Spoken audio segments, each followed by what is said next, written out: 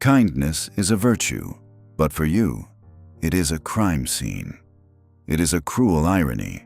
You rescue every drowning soul while tying lead weights to your own feet. This self-hatred is your secret altar, where you sacrifice your life to pay a debt you never owed.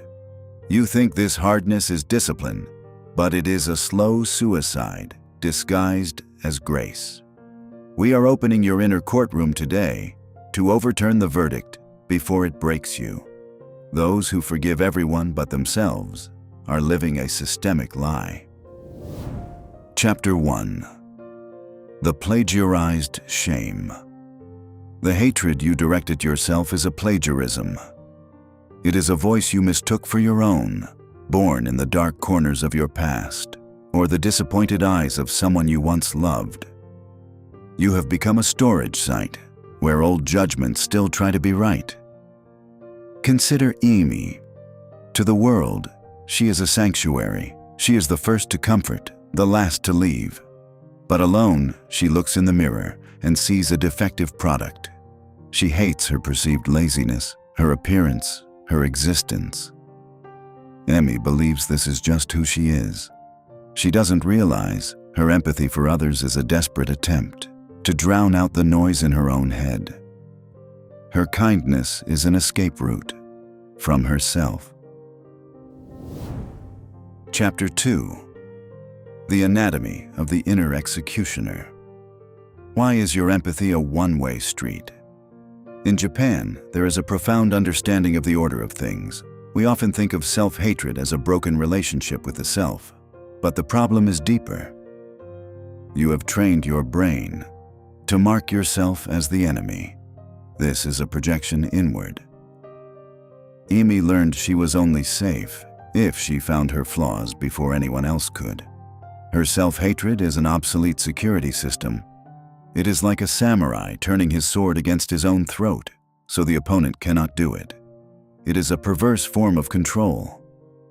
You believe judging yourself harshly keeps you safe, but in reality, you are destroying the only thing that could save you, your integrity.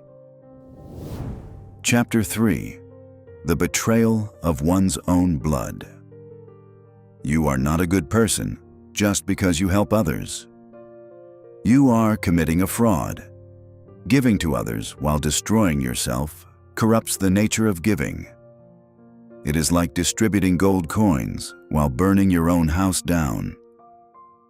Amy sits alone and feels a shame with no external cause. It is the shame of existence.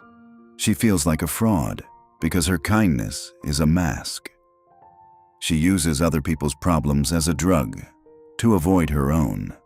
This is not altruism, it is cowardice. She flees from the responsibility of facing herself.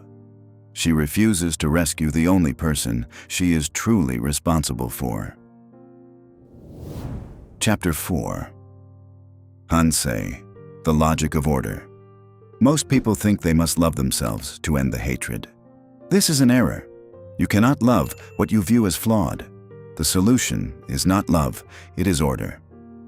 In Zen, there is Hansei, a precise, emotionless inventory. Practicing Hansei, Emi realizes her self-hatred is a physiological malfunction, not a judgment on her worth, but a mechanical error in her internal bureaucracy.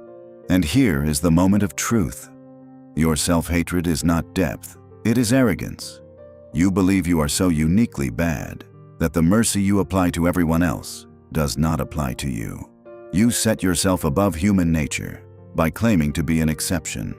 Who are you to judge yourself more harshly than life itself? Your self-hatred is the ultimate form of narcissism, just with a negative sign. Chapter 5. The Illusion of Negotiation.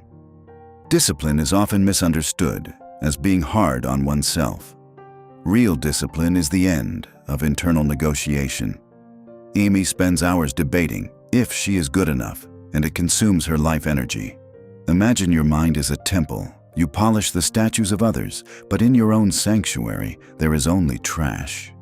You think your hardness makes you better, but it is just resistance. Resistance against the reality that you are a human being, flawed and yet existent. A samurai fighting himself has lost his focus. He has abandoned his zanshin, his awareness, for a shadow boxing match he can never win. Chapter 6. The System of Decoupling. How do you break this system? Not through affirmations, but through decoupling. You must acknowledge, the voice that hates you is not you, it is a program, written when you had no power. Emmy begins to understand. When she forgives a friend, she does it from strength. When she condemns herself, she does it from fear. She must stop knocking on doors where no one lives. The judge she fears is long dead. She is guarding an empty cell. The door was never locked. The person who can give permission for freedom is the one who built the prison. Chapter 7. The Identity of Non-Negotiability. Transformation happens through identity. You must stop being someone who tries to like themselves.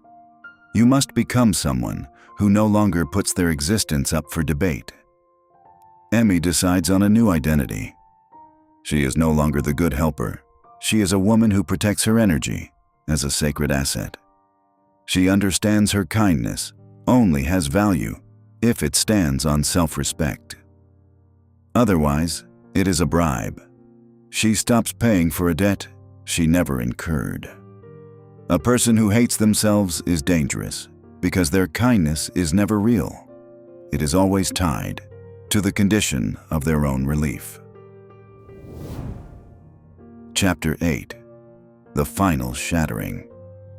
You must let the image of yourself die. It is a lie.